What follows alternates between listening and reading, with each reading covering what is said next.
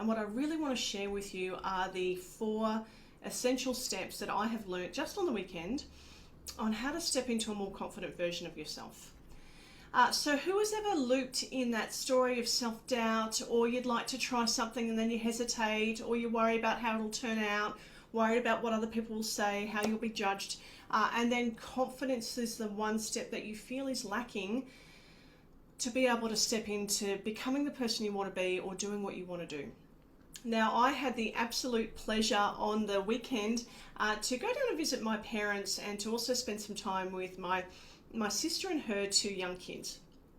And as I spent time with the 2 young kids, Emma and Kai, great kids, Emma had never really successfully ridden a bike without her training wheels before. So we took it upon ourselves to take her out to a very quiet road area along a bush track and to give her some time to practice riding her bike. And I don't know if you've ever taught a kid how to ride a bike. I'd never taught a kid how to ride a bike, so it was a new experience for me. And here's how it went. My husband and I, and my sister was there as well, held her up on her bike as she tried to take her first kind of pedals. And it was pretty disastrous. She steered left, she steered right, she leaned into us. The moment we let go, she stacked it. Then resulted in, of course, a few tears. This is not working, I can't do this. We tried again and again, and every time we let go, she steered into a tree at one point. Luckily, there were no broken bones or smashed teeth or major scrapes, but there was a very bruised ego because ultimately her older brother can ride a bike very, very well. So you can imagine feeling like you're stacking it, feeling like you're falling over, feeling like maybe everyone's laughing at you behind your back. And it was pretty funny, I have to say, but we couldn't let her know that we were laughing. We wanted to make her feel encouraged so she could continue. So we kept up the practice. There were lots of stacks, there was lots of tears, there was lots of I can't do this, until eventually she managed to get her hips square on the seat so she wasn't wobbling, and she managed to pedal fast enough to get her momentum. And then she started to say, I'm doing it, I'm doing it, I'm doing it, I can do it, I can do it. So we managed it. Now, she couldn't start off and she couldn't stop very well. That's neither here nor there, but she managed to get it rolling, and it took us probably a good hour. And so here's what I learned from this.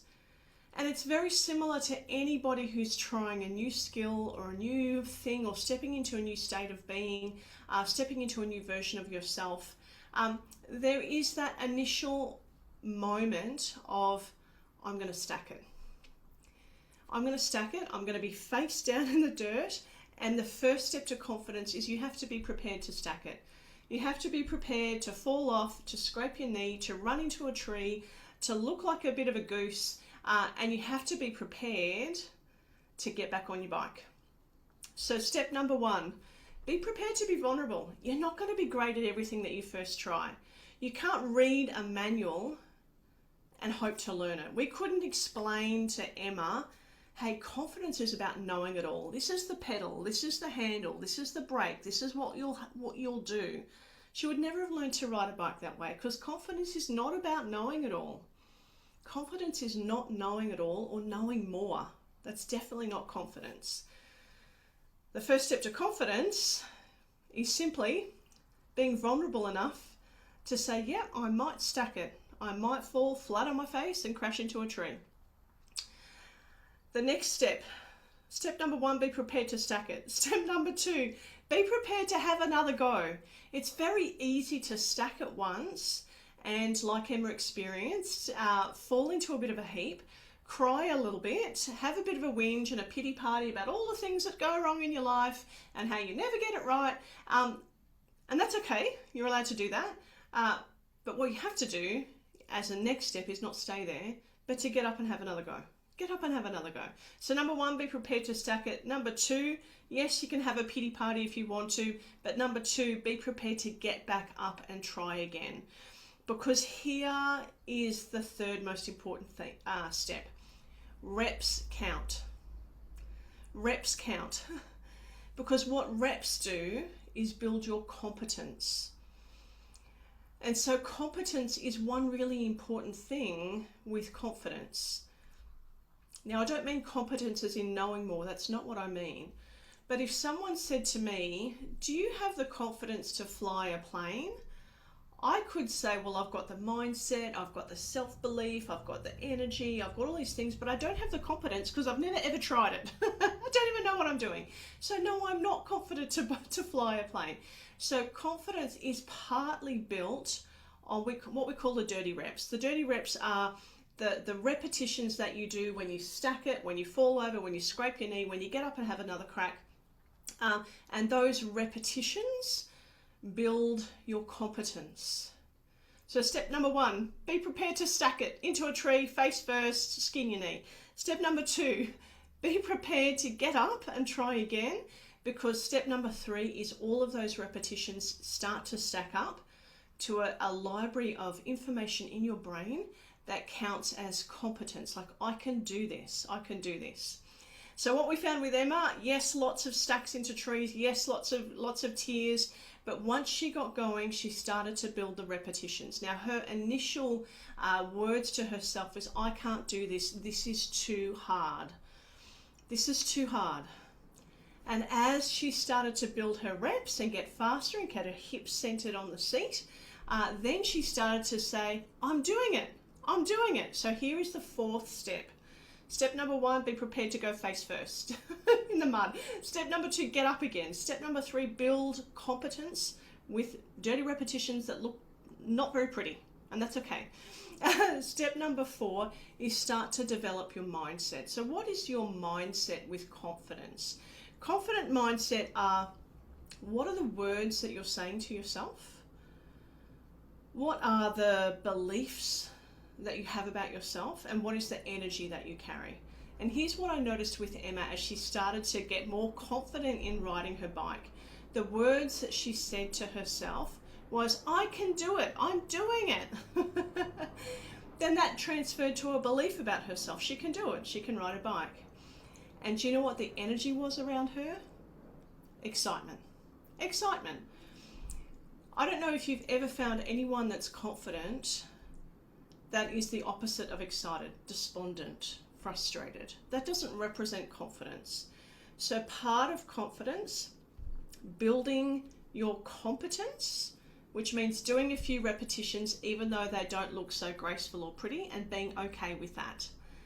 The next thing is building the energy and the mindset. What words do you need to hear from yourself? Not from others, from yourself. What words do you need to hear? I can do this, I've got this.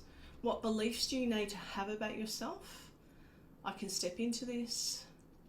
And what energy do you need to carry? And it might be excitement, or it might be gratitude, or it might be joy, or it might be appreciation. You'll find an energy within yourself that carries that as an energy for confidence.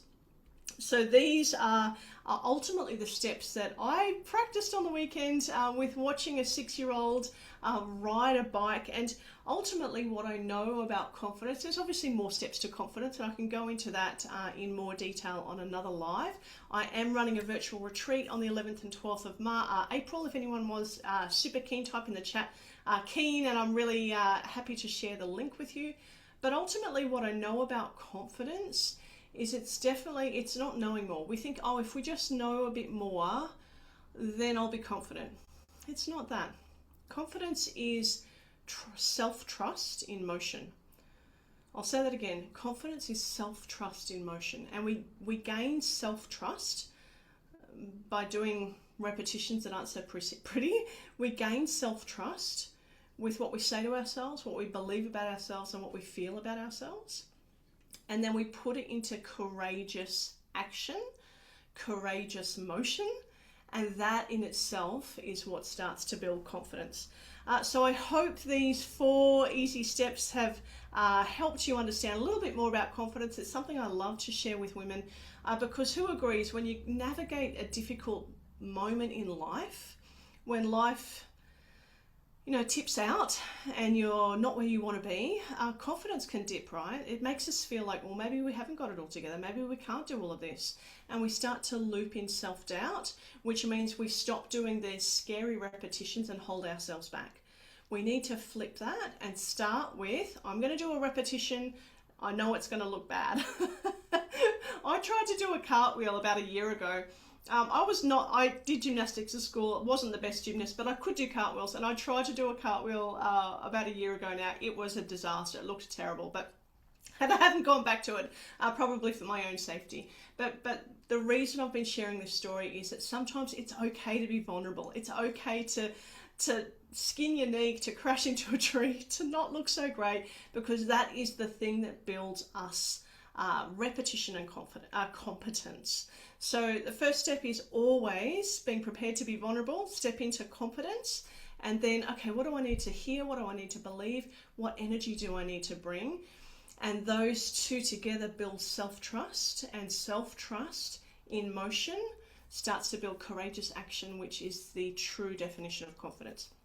I hope this short live has helped you spark some ideas. Can you bring a little bit of Emma into your life? Have a crack at something that you're not so good at. Be prepared to be vulnerable and be prepared to get back up and have another go, because she certainly taught me that on the weekend.